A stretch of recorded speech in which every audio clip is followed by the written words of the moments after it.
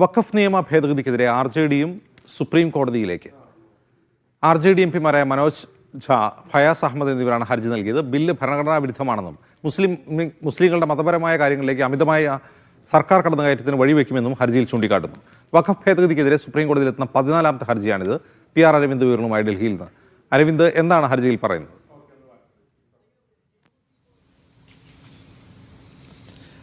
ഇതുവരെ വഖഫ് ഭേദഗതിക്കെതിരെ 14 ഹർജികളാണ് സുപ്രീം കോടതിയിൽ എത്തിയിരിക്കുന്നത്. ഏറ്റവും അവസാനമായി RJD ആണ് ഇപ്പോൾ സുപ്രീം കോടതിയിൽ ഹർജിയുമായി എത്തിയിരിക്കുന്നത്. പ്രധാനമായും RJD MPമാരായ മനോജ് ഝായും അതുപോലെ തന്നെ ഫയാസ് അഹമ്മദുമാണ് ഹർജി സമർപ്പിച്ചിരിക്കുന്നത്. ഈ ഹർജിയിൽ ചൂണ്ടിക്കാണിക്കുന്നത് ഈ ബില്ല് കേന്ദ്ര സർക്കാർ കൊണ്ടുവന്നത് ഭരണഘടനാ വിരുദ്ധമായിട്ടാണ്. പ്രതിപക്ഷ പാർട്ടികളുമായി കൂടിയാലോചന നടത്താതെയോ അതുപോലെ തന്നെ അവരുടെ അഭിപ്രായങ്ങൾ മാനിക്കാതെയാണ് കേന്ദ്ര സർക്കാർ ബില്ല് പാർലമെന്റിൽ കൊണ്ടുവരികയും അത് പാസാക്കി ഇപ്പോൾ നിയമമാക്കി മാറ്റിയിരിക്കുന്നത്. ഈ ബില്ല് നിയമമായതോടുകൂടി കേന്ദ്ര സർക്കാരിന് മുസ്ലിങ്ങളുടെ മതപരമായ കാര്യങ്ങളിൽ കൂടുതൽ കടന്നു കയറാനുള്ള ഒരു അവകാശം അല്ലെങ്കിൽ അത് അധികാരം നൽകുന്നുവെന്നും ഈ ഹർജിയിൽ RJD ചൂണ്ടിക്കാണിക്കുന്നു. കഴിഞ്ഞ ദിവസങ്ങളിൽ കോൺഗ്രസ്, ആം ആദ്മി പാർട്ടി, SDPI, മുസ്ലിം ലീഗ് അടക്കമുള്ള പാർട്ടികൾ ഹർജി സമർപ്പിച്ചിട്ടുണ്ട്. കഴിഞ്ഞ ദിവസം ഈ ഹർജികൾ അടിയന്തരമായി പരിഗണിക്കണമെന്ന മുസ്ലിം ലീഗിന് വേണ്ടി കപിൽ സിബൽ സുപ്രീം കോടതിയിൽ ആവശ്യപ്പെടുകയും ഇത് പരിശോധിച്ച ശേഷം ഒരു തീരുമാനം വ്യക്തമാക്കാമെന്ന് കഴിഞ്ഞ ദിവസം സുപ്രീം കോടതി അറിയിക്കുകയും ചെയ്തിരുന്നു. ആ തീരുമാനം ഇന്ന് ഉണ്ടാകുമെന്ന് തന്നെയാണ് പ്രതീക്ഷിക്കുന്നത്. എന്നായിരിക്കും ഈ വഖഫ് ഭേദഗതിക്കെതിരായ ഹർജികൾ സുപ്രീം കോടതി പരിഗണിക്കുക, അല്ലെങ്കിൽ ഈ ഹർജികൾ അടിയന്തരമായി വാദം കേൾക്കുമോ എന്നുള്ള കാര്യത്തിലെല്ലാം ഇന്നൊരു തീരുമാനം ഉണ്ടാകുമെന്നാണ്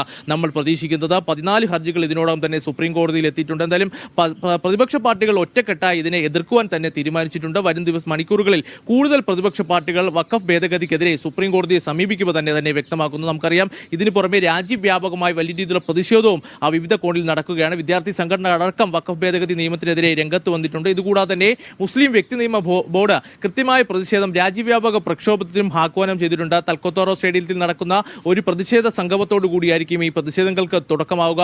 ഇതുകൂടാതെ തന്നെ മലപ്പുറത്തിലടക്കം ഈ പ്രതിഷേധ സംഗമം നടത്തുവാനും മുസ്ലിം വ്യക്തി നിയമ ബോർഡ് തീരുമാനിച്ചിട്ടുണ്ട്. എന്തായാലും കേന്ദ്ര സർക്കാർ നടപടി ഭരണഘടനാ വിരുദ്ധമാണ്. ഇതിനെതിരെ ശക്തമായ പ്രതിഷേധം തുടരും. അതോടൊപ്പം തന്നെ നിയമപരമായി മുന്നോട്ട് പോകാൻ തന്നെ പ്രതിപക്ഷ പാർട്ടികൾ തീരുമാനിച്ചിരിക്കുന്നു. ഏറ്റവും അവസാനമായി ഇപ്പോൾ RJD കൂടിയാണ് സുപ്രീം കോടതിയിൽ എത്തിയിരിക്കുന്നത്. അജിംസ്.